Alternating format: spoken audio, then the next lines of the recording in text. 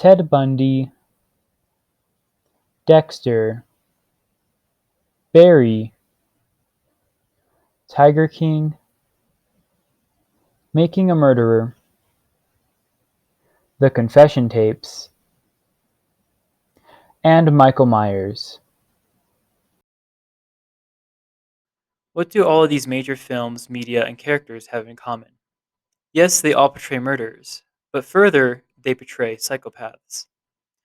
Whether or not these portrayals are accurate or not isn't the question, but rather, why are there so many murders in media with this specific psychological disorder? What if I told you there are more psychopaths in society than you may think, going about their day like you or me? I know it may be hard to believe, but it's true. And what if I told you that psychopaths in media are misrepresented as violent and criminal, when in reality they're just ordinary people with a stigmatized mental illness? To first understand how they are normal people with a stigmatized mental illness, we first need to understand what psychopathy is. Psychopathy is a psychological disorder where the person with the disorder often lacks empathy and self control, which often coalesces in antisocial behavior. There are 1.2% of male psychopaths and zero point 0.3 to 0.7% female psychopaths in the US population, meaning there are about 1.5 to 2% of the population in the US that are psychopaths. As Adrian Rain, a professor of criminology at the University of Pennsylvania, said, when we brain scanned psychopathic individuals in the community and compared them to matched controls, we found that the amygdala part of the brain, the emotion part of the brain, it was reduced by a volume of 18%. This research suggests that psychopaths aren't simply mustache twirling villains, but individuals dealing with a neurological deficiency. This being a mental disorder means that symptoms and the intensity of those symptoms changed based from person to person, meaning someone with a very low symptoms may still be categorized as psychopathic. From high to low symptoms, both have forms of treatment. The most successful forms of treatment are multiple approaches at once. These approaches are behavioral skill training, psychotherapy, the recognition of importance of roles of family, school, peers, and the community. Some approaches also may include medication.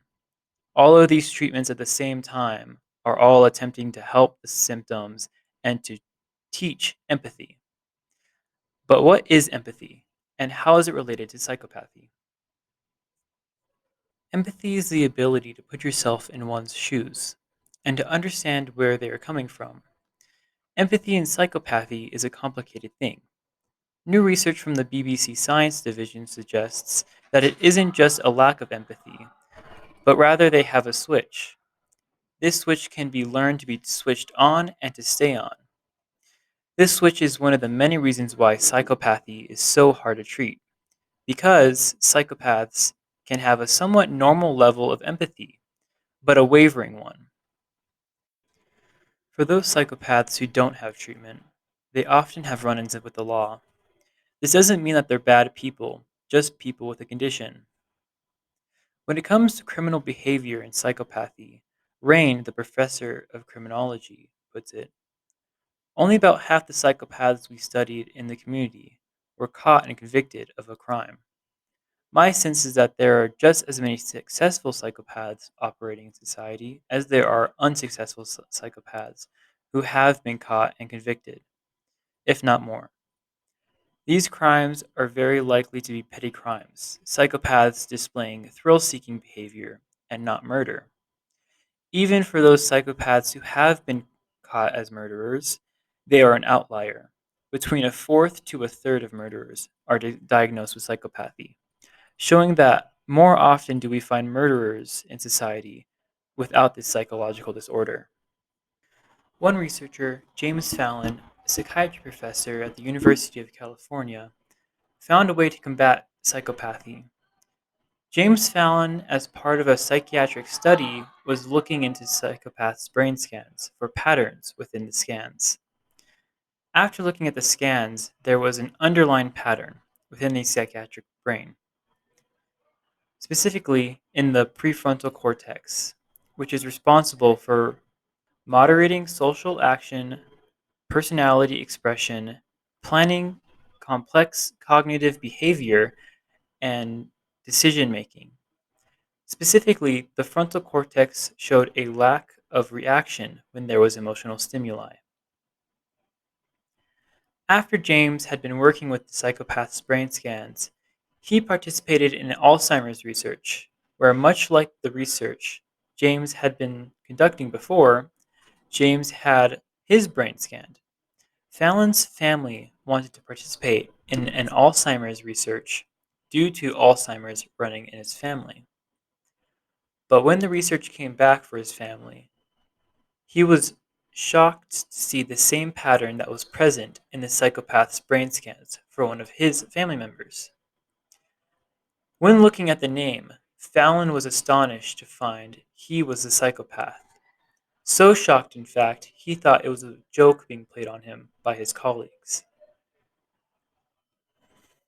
One thing that was different when compared to James Fallon's and the brain of the psychopaths James Fallon was studying was that many of them had brain damage of some sort, if that be car crashes, childhood brain damage, or brain damage of any other form, which results in a complete shutoff of the emotional part of the brain, or an almost complete turnoff of the empathy switch, if you will.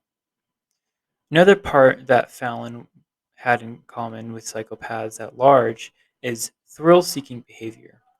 Fallon had been in contact sports, downhill racing, and much more.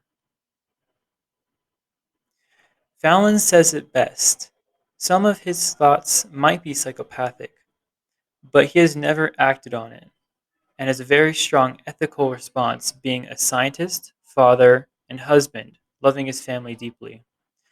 Fallon as a child was even known for his kindness and loving devotion, even earning an award for Best Catholic Boy of the Year in his hometown. He was known as an angel in his family and community. Fallon's way of combating psychopathy, he found a way to overcome his psychopathy by, quote, faking being a nice guy. This wasn't so effective that his wife even pointed it out, saying, "What's up? Why are you being such a nice guy?" Fallon decided to do this experiment to see if he could beat psychopathy, and the results speak for themselves, with even his close family seeing the difference. This, in accommodation with the clinical treatments described, could be a great first step towards finding better treatment for this difficult to treat mental health issue. So, when someone says psychopath or psycho, will you think murderer or a mental health crisis looking for a better form of treatment?